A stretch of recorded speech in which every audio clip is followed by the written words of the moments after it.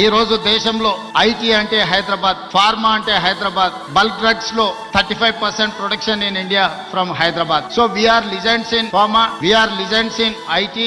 Now we are legends in gold. Why? Because Malabar Gold and Diamond Manufacturing Unit has been established in my Maheshwaram and Hyderabad, Telangana.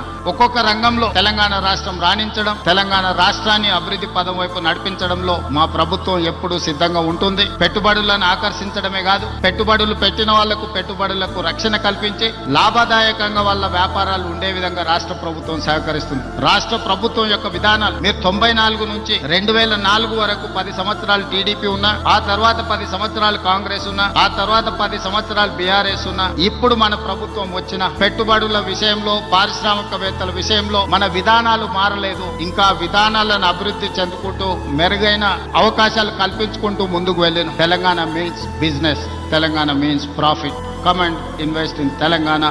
We are there to support